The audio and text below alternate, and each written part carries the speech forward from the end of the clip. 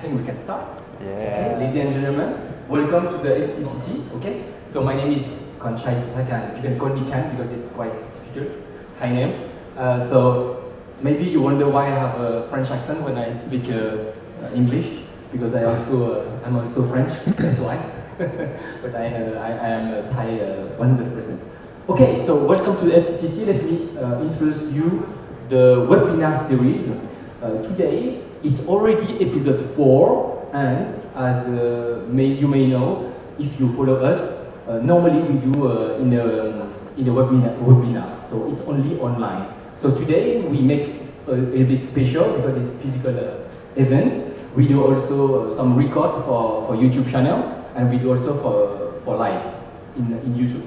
I will ask you right now to subscribe to our channel, okay, YouTube channel, Franco-Thai Chamber of Commerce. And today we are with Havas from Havas Group, and we are also with Karang Studio. Okay, so I will give them a microphone, and we can start with Havas first. Okay. Hi. Thanks first of all for being here with us today. Just quick introduction of me. My name is Che, so I'm actually Thai, believe it or not. I spent 10 years in kind of the marketing industry. So my partner and I co-founded one of the largest independent agencies called Here Leads Asia, which recently got acquired by Havas. So now I'm part of Havas. But yeah, I've been able to work with some of the biggest brands, fastest growing brands, and also some of the most complex brands here within the region. So I hope I can share some stuff. Or if you have any questions on marketing or anything, yeah, you could just come across and let me know. Nice to meet all of you. Okay, so now the mic is to you, maybe Stefan or Pride. Okay. Hello everyone, thank you for coming and thank you for the Chamber of Commerce for organizing. We're very happy to be here. So my name is Stefan, I'm French, as you notice. I've been in Thailand for 8 years already. My background is e-commerce, marketing. I've been working in retail marketing for 20 years. I know I look younger, but yeah, it's true. And yeah, my experience here in Central, I've been like a communication director for Central Department Store, which is a small department store in Thailand. And yeah, this year we decided with Fry, will introduce himself, to set up a new company named Karang Studio, which our dream is to help national brands to enter Thailand. So thank you for coming here. Hello everyone, สวัสดีครับ ผมปายนะครับ สาระ So my background is like marketing. I growing up with the multimedia mindset, but now I'm working for the content creation. I do the online marketing mostly, and now I'm like a content creator. Can say that like KOL influencer. So me and Stefan, we combine our skill and setting up the new company now, focusing on the marketing and wanna helping brand to grow in Thailand. And yeah, very excited to be here, and thank you for coming. Thank you. Please go to follow me on Instagram and TikTok. Okay, so I think you have a lot of questions, isn't it? So what we prepared for you is some slides, and we put a lot of things, the bullet points, and we call it truth, because we will talk about 10 truths together. Okay, so I will let you animate, guys. Let's go. Okay, perfect. So I think this one is me. So I think the question is like, best performing campaigns start with understanding customers, not on algorithms. So as I mentioned before, in the last 10 years of my life, I've been so involved in digital media and platforms and algorithms. But I think one thing that's quite important to me and what I'd like to share in particular is that in the last 2 or 3 years, my mindset changed a lot. In the beginning, it was like metrics, things on platforms, what's going on with in your funnel. But this has completely changed with how social media and how digital is going. In Havas, for example, and in our previous company, the biggest investment that we have made, apart from in technology, in the last 2 years, could you guess what this would be? Oh, you weren't ready for some questions, were you guys? Huh?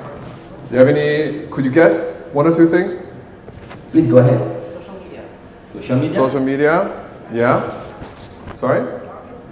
Market research. Okay, I'm just going to go off that too because I think this is very important, yeah. What marketing and what, let's say, what brands are we looking for right now? We feel like they're trying to tap into culture, they're trying to tap into a younger generation. And the biggest investment that we made has been in people who are involved in strategy, not media strategy or creative strategy, but people who try to understand the consumer, the product, and how, like what's going on within the Thai environment and ecosystem. This was the biggest investment that we did. And one of the things that we talk about here, which is by understanding your consumer, is that, for example, we work with one of our brands is Uniqlo, for example. And one of the questions they've given us in the last 2 years is, we really want to sell more towards Gen Z. And do you know what my answer to that question is? Why? Sorry? Gen Z, their customers.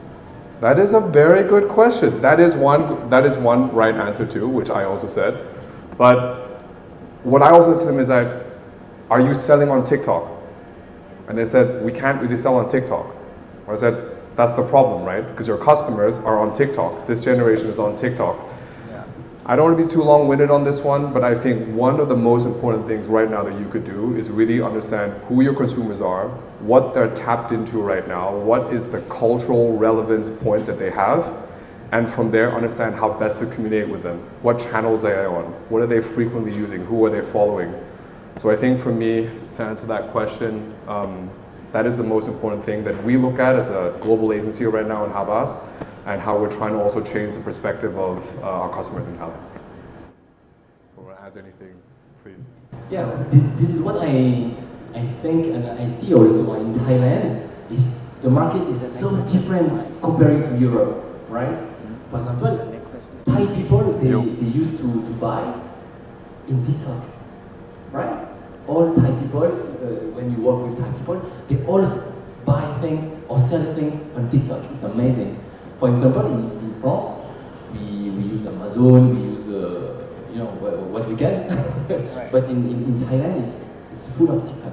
Yeah. Yeah, and I think like, yeah, people buy in TikTok shop now, and I think Instagram building up that community now too. I heard that like Instagram now like try to be one of the TikTok too, but I don't think it's a good way, or I'm not sure it's a good way, but yeah, Thai people love to see the video and you know how the product look like when it's better than the website, I think. Yeah, and a lot of conversation on the comment section also is important. Like sometimes you can have a good product, but when you see the people discussing, have a conversation down there is something that people like to see it too. So younger generation don't trust brand in the same way. Yeah, I think everyone's seen this shift. Actually, especially we all here been through from like the analog to the digital.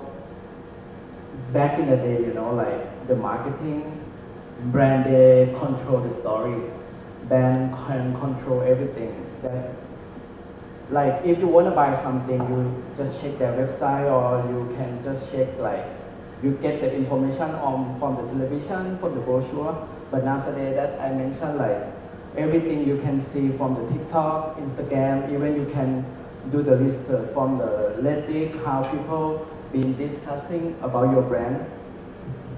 Yeah, that's why like all the information nowadays, like the customer journey is no longer start with your brand anymore. It start with like someone's opinion.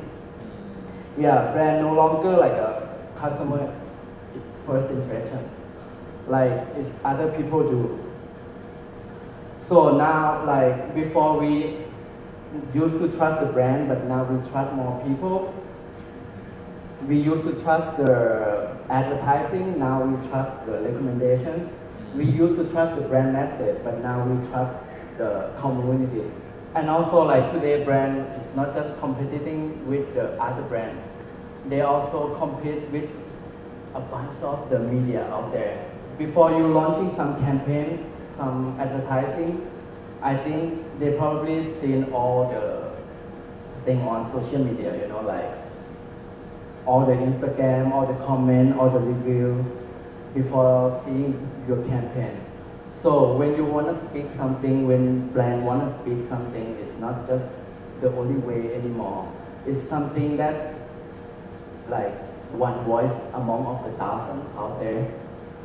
And like the research showing like around 70% of Gen Z, they trust brand better after they do a research.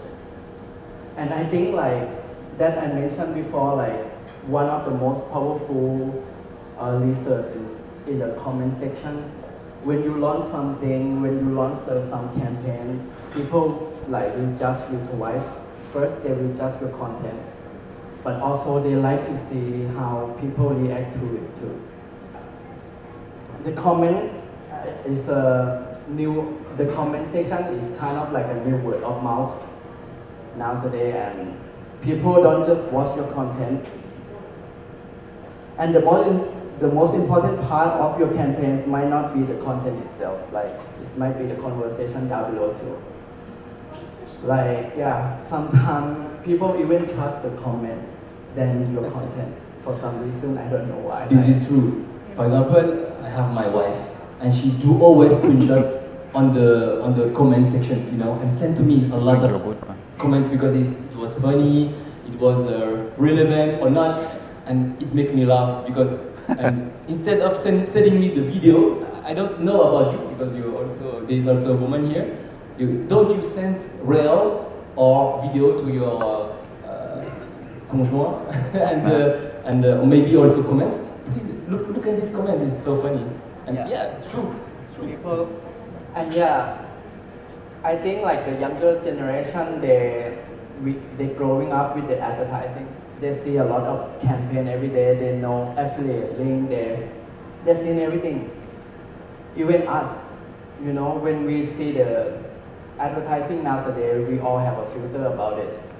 We like, if something too obvious, if something look too promotional, we just skip it. You know, we have chance to skip it. Yeah, so like, trust is no longer something brand can buy from the advertising, I think. What do you think about it? Yeah. And yeah, but it's something they can earn through transparency, consistency, and how people should to talk about them. So I have some case study, like example Patagonia, like the outdoor branding stuff. They're not selling like how good our jacket is. Instead, they say about environment, they talk about climate change, and that is very interesting example. Like they have a campaign about don't buy this jacket. They tell people to buy this. They tell people like if you have a good jacket there and still working, so don't buy our jacket. But that is even increase their sale from this campaign. Yeah, because like I think they're building trust by their action about environment and stuff. Yeah, could be if you have questions. That's a question. How does the brand can control the comment section actually? How do they do it? Yeah, it's a good question, and I think we cannot control the conversation down there. That 100%. I think it depends. You have some comments you need to address and to comment, right? Like a silent brand would have difficulty if you have people commenting or discussing a topic or blaming you about like your customer service or your products, etc. And you have to answer, yeah. So I think it depends. You don't have a clear answer. And depend your category, depend your industry, depend the nature of the comments. But I think the first thing is to look at it, because most of of brands, they will not really look into the comment, right? Yeah, and the comment is actually create a community around your brand too, which is like the more you read the comment, the more you understand your client, and that is like how you like building the trust by the community around your brand. You can deactivate. You cannot control, but you can deactivate, right? But this is no point to do that because, as you know, the algorithm, as much as you have comments, and they will put you in the top, right? Yeah. Okay. Thank you so much. Okay, I think next topic is for me. Most brands don't have a marketing problem, they have a content problem. So I think it's coming from my personal experience working in retail that much. Like many businesses think they have a marketing problem, right? Yeah, like sales are bad, traffic is bad. This is because of marketing, what marketing can do, right? And basically in the basic marketing strategy that we have is we say you need to invest 1/3 on production, content production, and 2/3 in media. But I would say for me this is a wrong thinking because the key thing for me is like making sure your message is clear and not only clear but interesting for people. So you can pay a lot of media, but if the message is not clear or is not like interesting for your audience, you just pay rich and you don't have any impact. So that's why many brands will focusing only on products will have difficulty to really be visible and have an impact on their social media or like any platform. Nowadays, like I mentioned it before, but we don't only speak about products. Like Red Bull, for example, is never really, they communicate on energy drink, but most of their communication is about a lifestyle, about like outdoor sports, about like extreme sports. Lifestyle. Yeah, very lifestyle. And if you close your eyes and you don't see a Red Bull logo, you still find it interesting. So it's building a content that people will follow and be interested in. And I think one of the things we're facing sometimes when we speak with brand is the role of the founder. Talking about SME, like small companies or like new companies, new brands. Often the founder is like critical, of course, in the brand, right? He has a vision, he has a depth, the knowledge, the passion about the product. So it can be good and bad, actually. Like in some brands, of course, the founder is critical in the content strategy, like taking like all the IG textile brands here in Thailand, in Asia in general, talking about like all the beauty brands also like raising on TikTok, like brands like Ingu, where the founder is very like representing the brand, both in the energy they want to emphasize, but also on the scientific or explanation of the product, education of the product. But in some brands, to be honest, the founder need to think like what's the role. Like the role of the founder is always to give the vision, but it's not always to be like the social media manager of the brand. So again, there is no one truth, but each founder should think like who is the best voice to express the message, right? And another, like maybe the last point on the content is about localization. So being Karang here in Thailand, I have a lot of questions about language, right? So should we have content in Thai, content in English, mixed language? What's the right direction, right? So for me, to be honest, especially nowadays with AI, I think language is not the main barrier. So localization is more about understanding customer, like who are your customer, what are their habits, the trends they like, the products they like, how they speak. So it's not really about the language, but it's more about like pattern, trends, culture. So it's being able to understand them to address them, right? So localization is critical in all industry. Like we work on hospitality, for example. Hospitality, like if you're based in Bali, if you're based in Phuket, you have actually customer coming from China, Russia, Middle East, Europe, so many nationalities and one offer. Right? So what's key for this industry, for example, is to really understand who are the customers, what are the key pattern for each customer target, and very localize the content by key target. Yeah, I would just like to add a few things here because I fully agree with what you're saying, and I think this is the biggest question that I get constantly from brands, and I feel like there's a big misconception right now. I think number one, does anyone here create content for themselves or for their company? I mean, you put your hand up for sure. Oh. Okay, very interesting, yeah. I personally just embarked on this journey for myself, and something crazy happened to me a month ago. So I'm not sure if everyone is aware, yeah, but what you're able to do now in terms of your reach, if you have good content on your own posts, you never had this in the last 3 years. I mean, as a content creator, I think like the ability now where your followers don't matter, and if your content is able to scale, you can reach an incredible audience all over the world.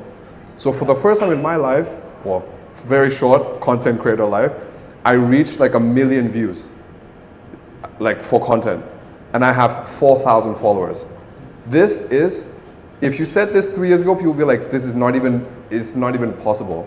So I think also what Stefan said is really the thing, yeah, which is like, you will never be able to invest enough money versus to create great content that really matches to your audience. So if this is something that you really want to do right now for relatively free, if you have, you know, the amount of resources internally, 100% you should invest into it. And I think number two, very, very important point right now, is that every platform works completely different. If you take a content from Instagram and try to put it on TikTok, not going to work. Not work. Yeah, different platform, different mindset. 100%. I can say that, like, you cannot use one video for all the platform, and people use them even different. 100%. The mindset of the scrolling and seeing the content is 100% different. Yeah. What is the most important thing between followers or views? Right. I think he answered better than me. Yeah, Engagement. for me, like the follower, people clapping for the follower, people clapping for the number of the reach and stuff, but I think the meaningful content is matter for me, which is like the content that keep people coming back to you all the times. How do you feel when you get the 1 million views? It feels super happy. Yeah. It feels like, wow, I become a superstar now. Didn't feel like that, but okay, Yeah, it was. it's just Adrenaline. fast long like 2 days, you Yeah. know, and everything is just, that's it. And you're gonna expect and be more depressed when you produce another content. Like if you keep chasing the viral, chasing the views, that's it. You just get the attention, but you don't get people who really look Your and- product. yeah. You need to find some content that's meaningful and make people care about your product. Yeah. And I think as a brand right now, like to invest heavily into building a content pillar strategy is super important. Because one pillar can be going viral, to make content to go viral. This should be one of the strategies. But if you keep creating content where you only want to go viral, you will lose connection to your audience. So this is again to go to Stefan's point, like the pillars is vital. You have AI to help you now to think, to create content, to draft, to stress test if you think this would work. Yeah, even To edit. Yeah. So yeah, hopefully next time we see you, everyone is going to be like, we're all doing content now. So Yeah. let's move on to the next one. Yeah, let's go. And Oh, sorry. no one asked any more questions. Oh yeah, sorry about that. Maybe we can talk about concrete because I see that a lot of people do Yes, also some videos, and I want you to give maybe a concrete example how to make people look on your content more than 5 seconds. Thank you. Okay. So it's so difficult actually. Like nowadays, everyone just like 1, 2, 3, 4, and they just go past. It's so many tips out there gonna tell you about how to hook people to watch the content, right? Give one tip. So this is what you okay, can I can Okay. give one. Yeah, the hook. I can say like the hook out there is a lot. You know how to talk to the camera, how to like use the angle, how to tell the story, and the hook even evolving month by month. I cannot say like what I did for my content, but you just need to show people immediately your message. You cannot introducing people anymore like, hello everyone, I'm Fry, today I'm gonna do this, you know. You bring the hook you start with the hook and then you just let people following the story after. That's why like many content creator now teaching you how to like hook people in the 3 seconds. But yeah, if you follow them, I cannot guarantee like 100% if you're gonna find your step. I think you just need to try like what is very comfortable for you to create the content.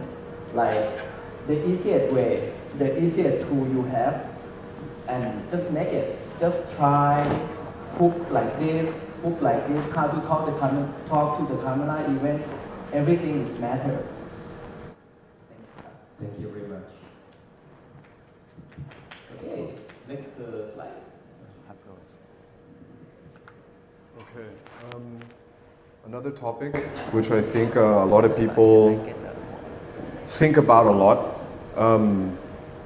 If I look at the conversations I have with new clients or existing clients who have new products, they ask me, because I'm also from a digital world, so I'm also come from an e-commerce, retail and digital world online. First question that I always get is, how can I maximize my sales today? What can I do? And I think for every brand now, the economy is bad, people are spending less, more competitors, platforms getting more complicated. It is always a default question or direction people want to go. The problem that you're going to have is two things. Yeah? First of all, if you as a brand optimize for sales or for conversion now, what you're doing is basically, if we imagine the traditional funnel, right? Awareness, people who don't know your brand, consideration, people who are thinking about your brand, and conversion, people who are ready to buy. When you talk about selling to people or optimizing, you only talk to two groups. People who know your category, kind of know your brand, or people who really know your brand and really want to buy your product. And if you keep investing into this and you improve your communication in this group, you will sell more. But the problem is, after, you'll get lower cost, but what will happen is, after 4 months or 5 months, you'll start to stagnate.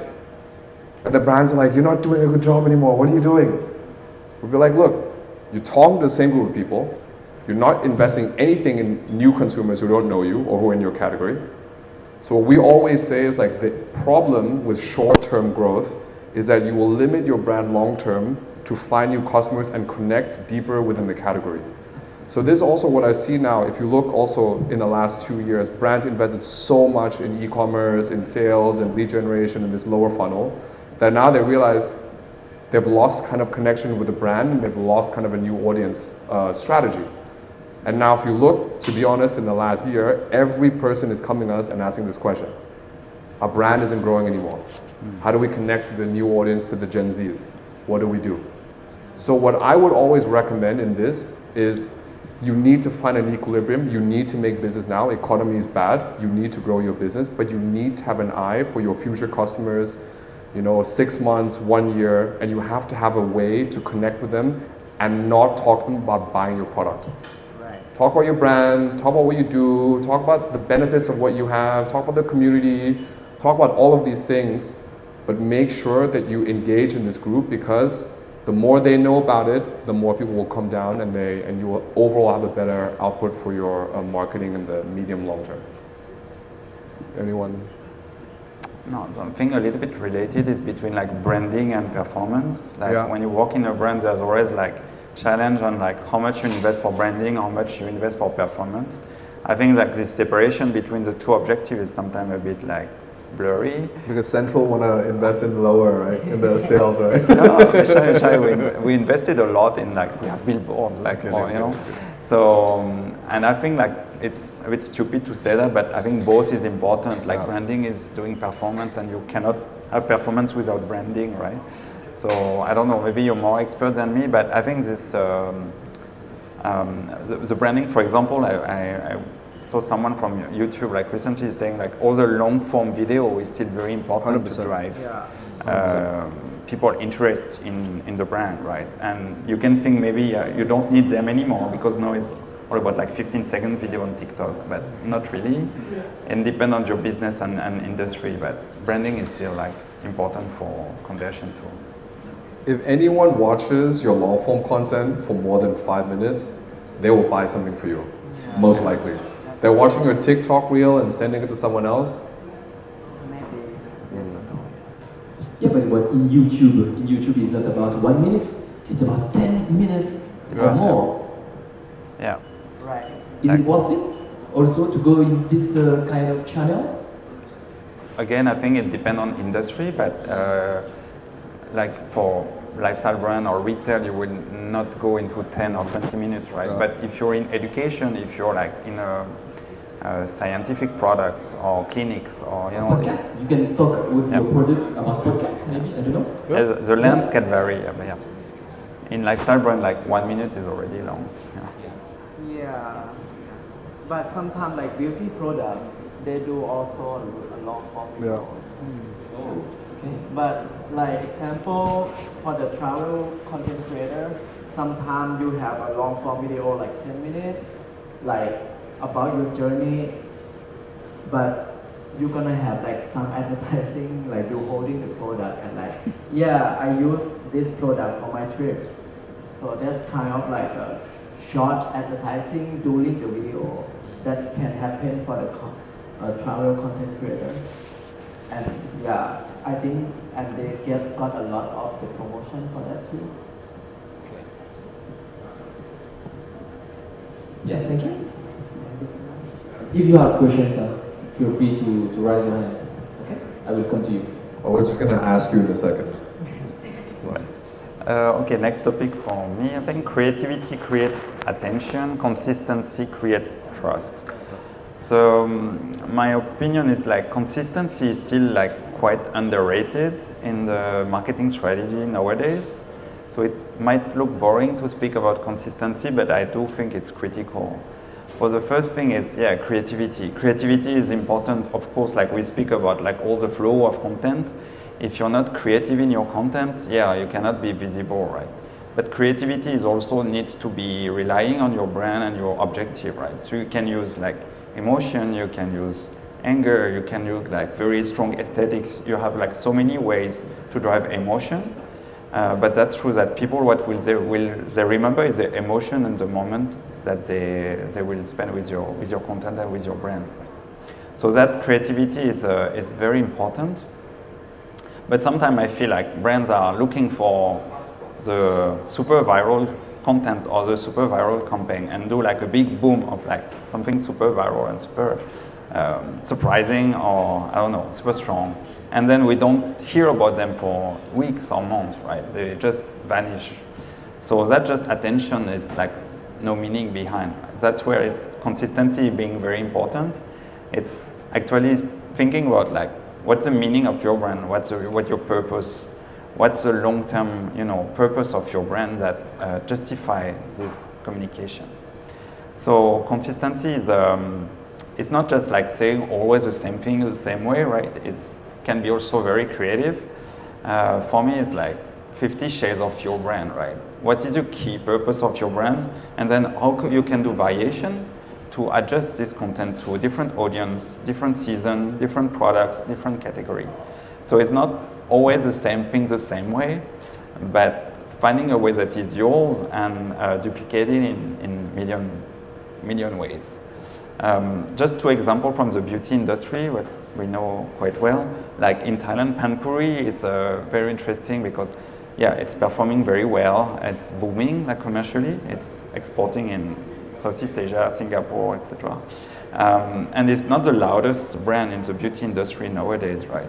But what they do is being extremely consistent in their social media, in their communication in general, but also in the e-commerce or retail execution, right?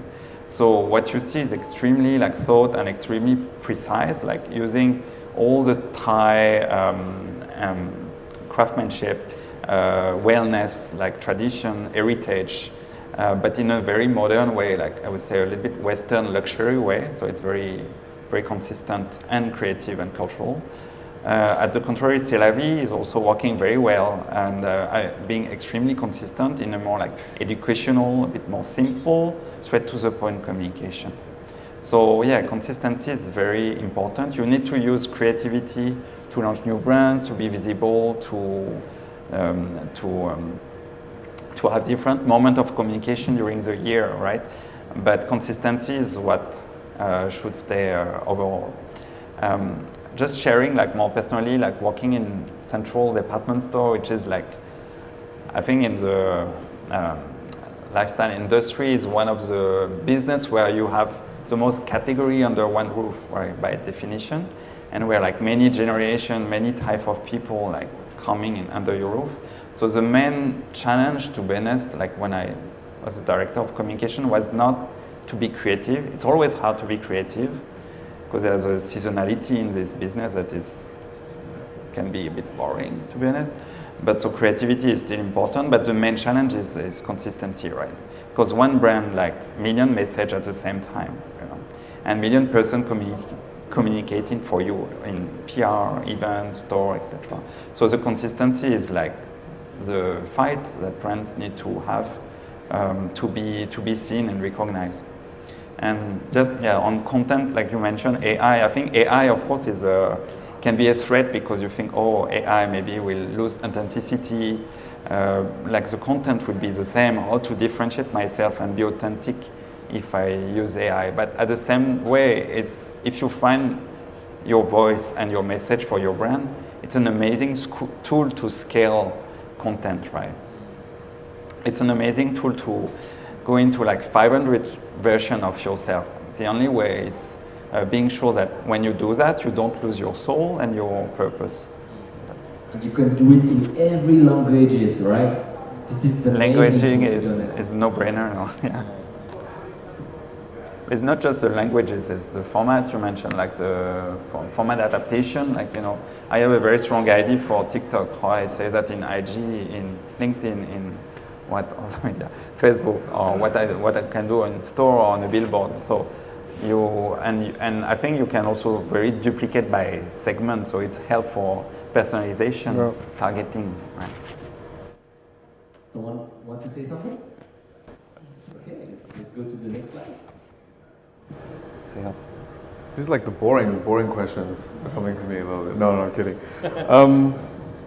Yeah, I think we kind of touched on selling and how to sell well online, and we always like think about, you know, actually like a retail store is a really good way of thinking about how to maximize selling. Yeah, if you think about it as a brand, you have basically two jobs that you need to do online. You need to bring the right people to a place. Either this is your own place, like your website, or somewhere that you're renting, like a store on Shopee or a shop on TikTok. And the two main differences is if you bring them to your app or to your website, this is your house. You can control this house. Most of the time it's a bit hard to control your house because you have to invest a lot to make it good, but this is one thing. If you send them to someone else's place, like a Shopee, TikTok, or Lazada, they will go into that journey and they will go into that engine by themselves. Right. So if you talk about conversion, you have to make sure that the traffic that you're sending to either of these places is well designed. So you want to sell to a person who maybe likes your brand, is invested in your brand, send them to your app, send them to your website. Maybe people who are looking for deals and promotions, send them to Shopee or Lazada because they're looking for deals. And maybe for people who are a bit younger generation, who are a bit more looking for shoppertainment or want to buy in a different format, they want to see live streams, they want to see stuff like this, you can send them to TikTok. So I think this whole mindset of how you send your customers or your traffic to the right source is really, really important. And I think secondly, like how you design a hotel or a retail store or anything, you know, like your website and your app, you have to have a good journey for people to buy. You know, they say, for example, every second longer that your page takes to load beyond 1 second, you lose 40% of your traffic. Yeah, so just because it's slow, people are going to be out. So I always recommend, like, you have to make sure that this speed and the heaviness of your website is managed. And there's a lot of different people who can do this for very, very cheap cost right now. Like less than $1,000, like they can go in, overhaul, tell you what's wrong with your website. Very, very easy. And then second thing is like make sure, like think about how people are buying in Shopee or Lazada. look at these interactions, right? Like having add to cart buttons, having easy checkout buttons, having come back to the website and you have all these little details is really, really important to optimize for your conversion. So you can bring the same amount of traffic. If you increase your conversion by 5%, from 5% to 10%, you basically double your sales without any more investment in more media or more content or anything. So I always recommend everyone fix your house, make sure you know where your traffic is going. You don't need to invest any more. Just make sure that they're sending to the right place and you give them a good experience. Amazing. Yeah, I think it resonates also with CRM strategy. Like we know that it's cheaper to work on loyalty than acquisition, right? So that's also what you need to do is your communication, your website, your app, etc. is really, really paying attention in the conversion, in the funnel, because people who are already here, the best way to converse is to increase the conversion rate, right? So yeah, I think it's so important. It's not that easy, to be honest, like working on the funnel, making sure like everyone like understand like how to drive this conversion until the end is really like a big challenge, but I think it's critical. Thank you. Nice. Community beats audience. So I want to ask, like, if you have a 1 million follower, that is mean you have a community. For me, is No. I don't think so. I think one of the mistake brand making, like, that convincing about the community and audience. So an audience watch your content, a community participate. An audience see your content, a community like and send to another people. An audience might buy something from you once, but community keep coming back to you. So more follower, more view, more leads. Those numbers I think are still important nowadays. But one of the most important thing too is like the community you're gonna make. And the community is not something that brand create by itself, you know. It's something that people choose to build around your branding. And people don't join this community because like they like the perfect content from you, but they want to be seen, they want to be heard, they want to be the part of this brand. That's why like the community is a little bit hard to fake too. You can pay people to see your advertising, but you cannot pay people to care about your brand. So the question is like how we build this community. Yeah, as you mentioned, that first we should to talk. We should to talk to them. Like we should to create like conversation, ask them a question, reply the comment, listen them more than you podcast. The second is like create content that actually make them to come back, not just like grab them attention, finding a hook and leave it. The content that want people to return to it, you know. When you make a content, like I'm not sure you guys save many content on the social media, but yeah, that's the kind of the content that always bringing you back. And the finally, the final one is the chasing the viral moment. As we mentioned, the viral moment doesn't last long. It's feel you happy, it's feel you get attention from the audience, but it doesn't create meaningful for your community. And yeah, it's feel really good to get 1 million views. I've been through this and I've been a lot of depression actually.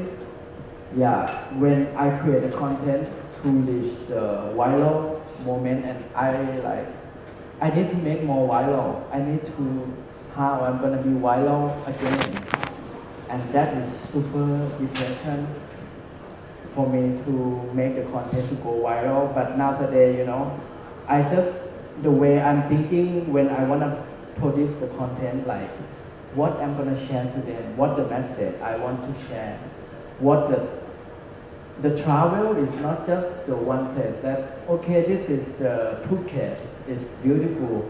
That content is a ton of content like this, but you need to tell people like, how do you feel when you being there? What you develop during this trip, you know, like, or like what the local people thinking about the economy or the situation now in Phuket. People need more creative for the content nowadays. Yeah. And the community, I mentioned like, sorry, at the end of the day, an audience gives you an attention and the community gives you a trust to your brand. And yeah, and I think the community matter more than ever because like, community create the brand and community, but also like community that people create by themselves.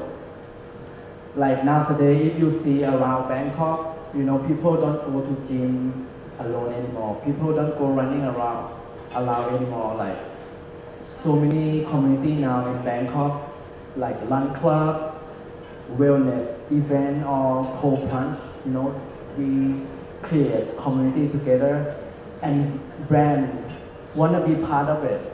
Every run club always come with some branding, like they wanna connect their brand to the community to get something that community earn already, which is mean like the trust to the brand. We got glasses. Thank you. Oh yeah. Example like me and Stefan, we run 12 kilometers to get a free pair of glasses. Can you imagine? And you can run. I saw that yesterday. Yeah, you can. Yeah, you actually get the glasses. This is very smart. And also Very like smart. many brands, like you can run and use your kilometer exchange for the massage, onsen, checking your health stuff. You can use the sleep hour to exchange to the pillow, exchange to the face mask, something like that. It's like, it's a new way of the marketing. It's a new economy. Yeah. No, this is very smart, and we can inspire from them. Huh? Yeah. Let's copy them. But yeah, when you do this, actually some brand is earlier, many earlier I can see from the brand, like example for the glasses. Some brand they want to do the same, but they didn't have the plan to prepare for the margin, you know. Like when we went to exchange our glasses, we went at 10 a.m. but we get the glasses at 6 p.m. So I think if you want to copy this, you need to have plan for the big margins too, because like now, you know, Thai people we craving for the Yeah. free stuff. It's mostly a staff issue actually because there's Yeah. so much queue in this store like every day, like people like get sick. Yeah. Thank you so much. Amazing. Okay, number 8. The cheapest customer is always the most valuable customer. Yeah, I think for this one, is anyone running campaigns where they're trying to sell stuff online right now? That was like a half moon. It's like a hello in some countries. Anyone doing that right now? No. Okay. If not, then I would just say that what typically happens when people are running these campaigns is they're very focused on the cost of the advertisement, of how the sales opportunity came. So I paid $2 to bring you to purchase a product within my brand. That's like majority of what brands are typically looking at. What we always try to tell brands to do is kind of look at the bigger picture, which is try to understand everything that you invest versus all the sales that you're making, which sounds logical, but it's what you call return on ad spend. So this is the mindset that we try to get the clients to go into. But I think the more important thing, which I think Stefan touched on before, which is like CRM, right? Right now, I think brands a lot of brands struggle to interact well with their current customers and their current database of customers.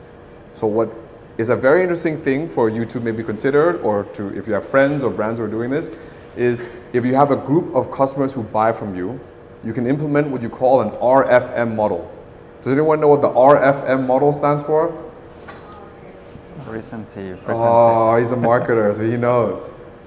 So what is it, Stefan? Recency, frequency, amount? Monetary. Monetary. Yeah. So I'm what you French, can sorry. what you can do essentially is you can go into your CRM and you can look at who's bought recency, which is who's bought within the last 30 days. These guys are always willing to buy more. 2 is frequency, is like how many of these customers are buying more than once in a specific period of time. Also very good customers. 3, who is buying the most. So sometimes you can just take recency, sometimes you can take recency and frequency, sometimes you can take frequency and monetary, like however you want to model it out. Then you will get this group of customer. And what you can do with this group of customers is 2 things. You can engage them with marketing, with content directly, or you can add this database back into your social media channels and do lookalike audiences. So what the algorithm does is it finds more customers who are like this group of people.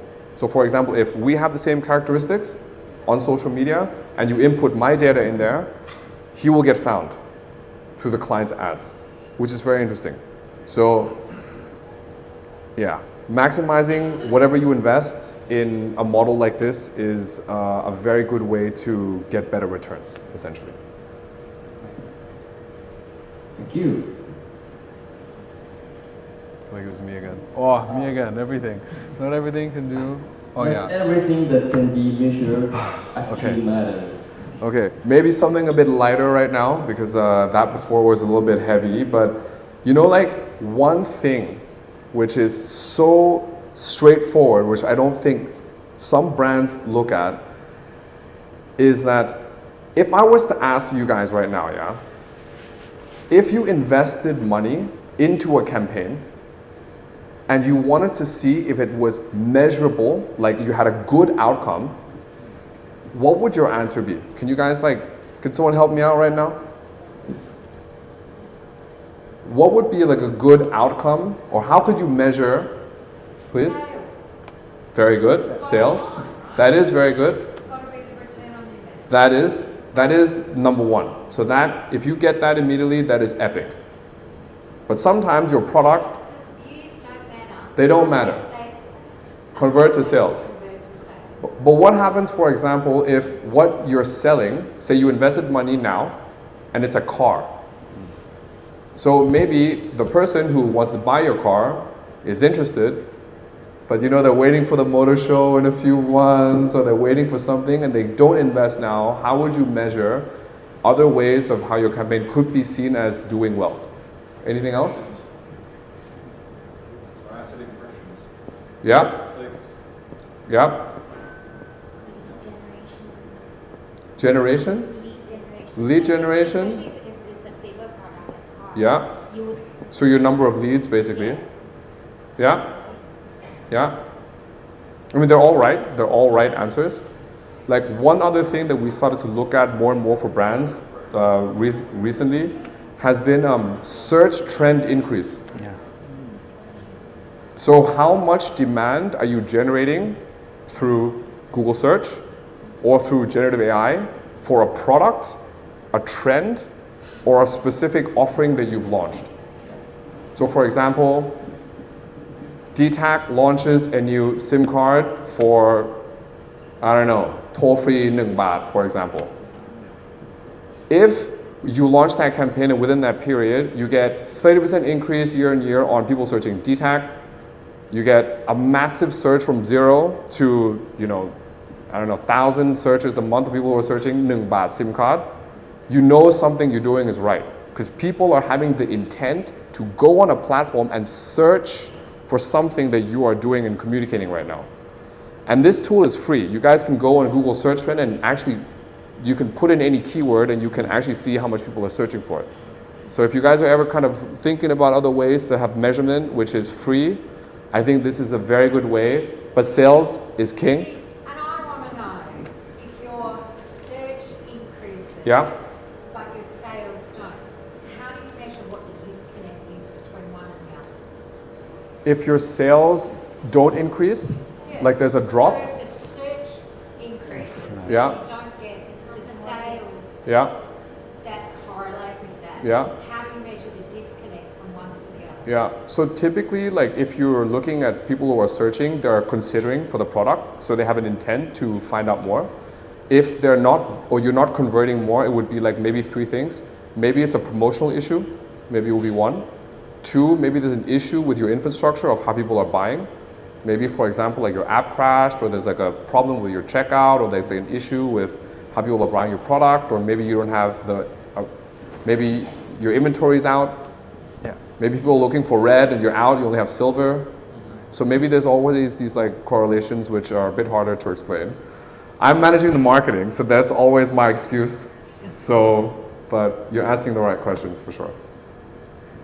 You want to ask about Okay, AI stuff? let's move forward. The next Last- global brand could come from Southeast Asia. Yeah, what do you think? So yeah, like to conclude, I just wanted to bring this topic, you know, like nowadays, like all lifestyle brands and culture is not coming from the old Western world only anymore, right? We come from a generation that is where like all the countries were well known for products, like US is like media and tech, France is, I don't know, luxury and food. Japan is like, you know, manufacturing industry. Korea, like K-pop, key beauty, etc. But I think nowadays my thinking, like working on it, like at the moment is, I think Southeast Asia overall is inventing something new, something like hybrid, very creative with a lot of creator, very fast moving, and there's a lot going on actually here. And so I'm just asking the question, maybe the big global brands will come or is coming from Southeast Asia. So started with Thailand first. I think it's all, for me, it's all started with, you know, pop music. You know. Lisa is a best example of like Thai person, a Thai singer, like who started from Blackpink and now is a very iconic luxury fashion person and at the heart of like the pop culture globally. She was at the World Cup, like the first Asian singer like, singing at the World Cup. But yeah, it's not only Lisa, no, it's like all the T-pop is also like exploding. Like people like Millie or Jeff Satter or so many more, like, I don't really know. But they're becoming like global with a very strong identity, a very, very strong fan base. And it's not anymore just like local stars, they become global. Same for movies, like a lot of Thai cinema filmmakers are recognized now. A lot of Thai series, Thai actors, but also like agencies, like creative agencies are recognized, right? So not only like local talent become global, but I think like a lot of like international global format are also imported in Thailand, and they do it like very well. Like they're very strong with all the Miss Universe pageant, like very like dominating this competition. But Eurovision is coming to Thailand. Drag Race, there was a Thai winner. So there's a lot of signs that Thailand is here now, like globally recognized. Like LGBT community is also very, very strong. Like being the first Asian country voting for the gay wedding, it's become a part of the culture, but also a part of the economy. And of course, Thai government is using that to drive tourism, to drive conversation and media around Thailand. But it's not just culture, media, entertainment, it's also coming to the brands nowadays, right? Like Thai is actually like grooming a lot of new brands in all the industries that I believe can become global. Now, of course, hospitality is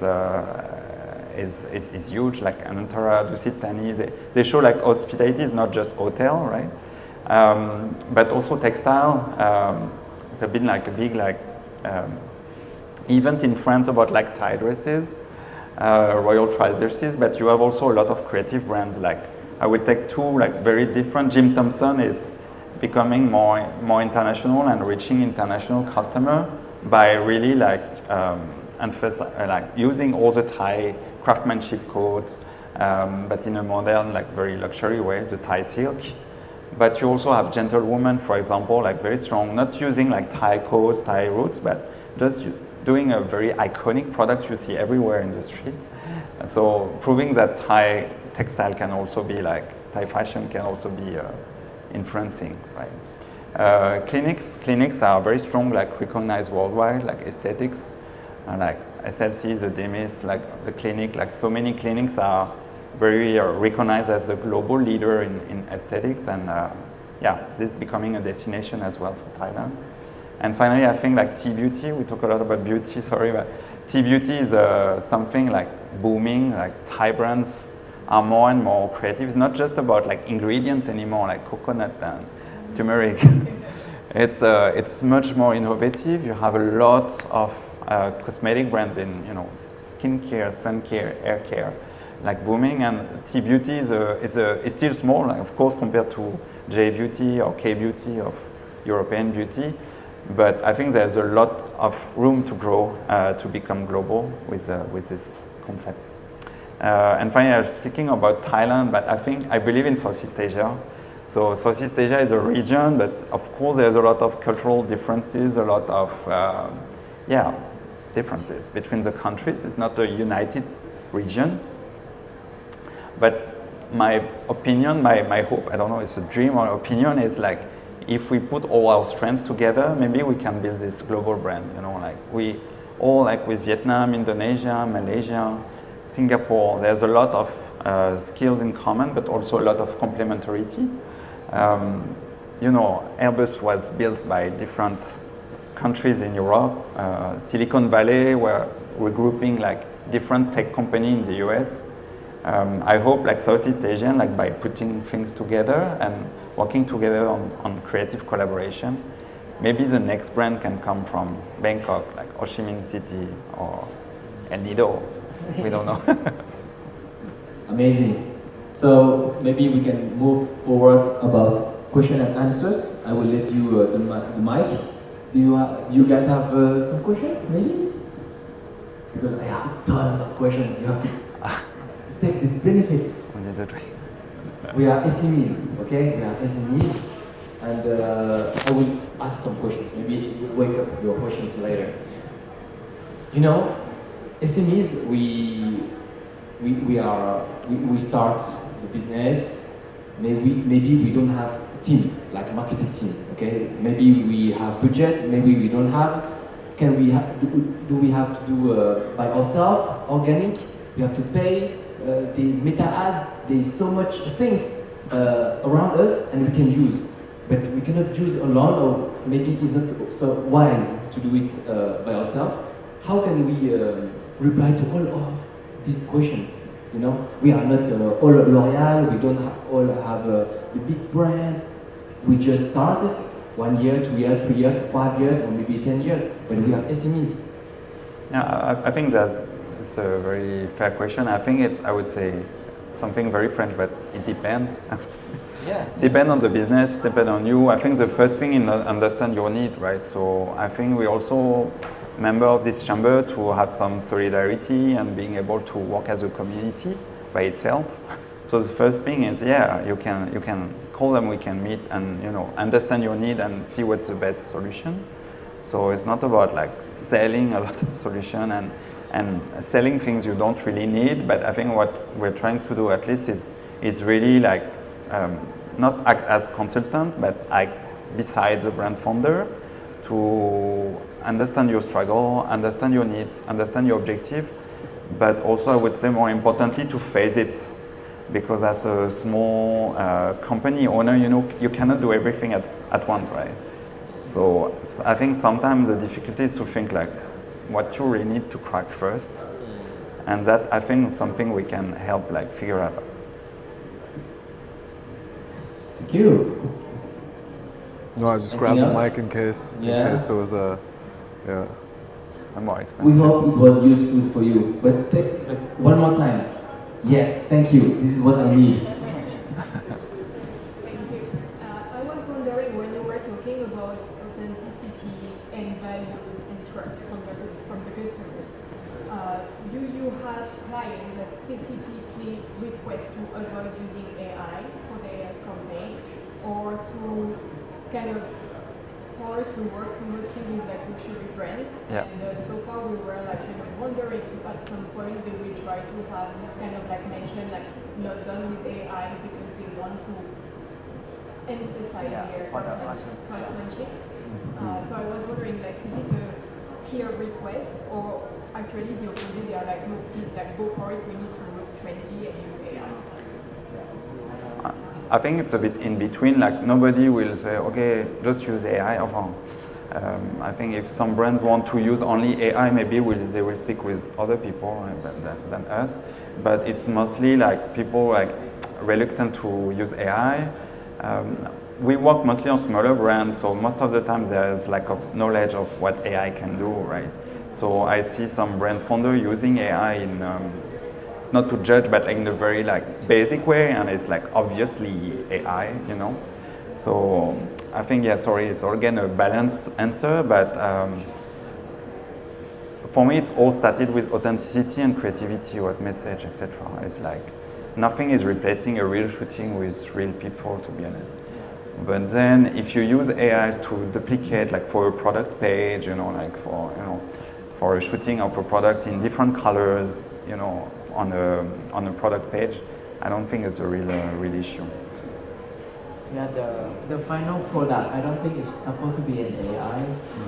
At some reason, you know, along the way to the final product, there is a lot of AI going on, that's for sure. But like, if you see, in my personal opinion, if I see something come from AI, like, we know that. Even nowadays, it's very hard to recognize it, but we know, you know. I think maybe we know with like expert eyes, we can know. Yeah. The number of times you have people saying to you, how come this image is retouched? No, Right. this is not retouched. You're like, everything that is printed here is retouched. Yeah. You don't believe it. So, you know, like when you see pictures that come from AI, that are quite good, I'm pretty sure if we ask a panel of people who are not from the industry, they might be like, yeah, this is a real shoot. Right. We've got magazines that are like, they were having an editorial advertising like some cosmetic products, and so it was a bit like advertising and lifestyle. So if you look at it quickly, you're like, okay, like this product looks really like video very glowing skin. And I look at the tiny mention to see the credit generated by AI. I'm like, this is really interesting. It's cosmetic. You are selling a result on skin. Your images are generated. People, and honestly, if you didn't look at the little mention, You cannot see it. I mean, your feedback to that is exactly what you don't want to do as a brand, right? Like, if this is the impression that you also get, like, even hearing about that for me, I'm like, that sounds like awful, you know? Like, I think, you know, like, it's like two parts. I think, you know, as a human, we need to also understand this AI slop right now that's on the internet. It must be governed and managed, right? Like, even for us to put things out right now, or, you know, all of these things, I think we need to govern it first by ourselves. But I think for brands, like, I think there's like two things that we see. I think like what Stefan and team mentioned also is completely correct, which is some brands invest so much in static content. What you can do with AI is, for example, turn static into motion relatively well. And you're taking the same architectural creativity that you did, but you're adding an element where you can change how someone could interpret the media. So I think for things like this, AI is really, really good. But in terms of like visual videos or things like this, you already see like crackdowns, like on social media, like Meta, for example. Now you have to disclose if your video content is AI. Like in the States, I think right now it's like it publishes if it's AI content or not. So I think it will be a big crackdown, and yeah, I think it's just how you use it as a consumer, as a brand, in my opinion. There's a lot of discussion on the caption as well, on the text, etc. It's so easy to generate like thousands of text and caption, etc. And of course, I feel, to be honest, we don't need like the amount of copywriter we used to have before. Right? So I think the way you use AI for copywriting is also like critical. Yeah. For me, I think it's also going back to what you want to say, what's your purpose, what's your differentiation, before like doing a prompt on ChatGPT or Claude to get the text right. This is the last one because it's already 80 minutes, so we have to stop soon. Okay? Maybe you want to add something on that point, guys? Yeah, we can continue. I mean, Yeah, like this you can, maybe you are thirsty, huh? You talk a yeah, lot. need some wine. And some wine. And keep your cars and connections, and this is also the point for tonight. Thank you so Okay, much. thank you very much for everybody. Thank you. so much. Thank you. Remarkable.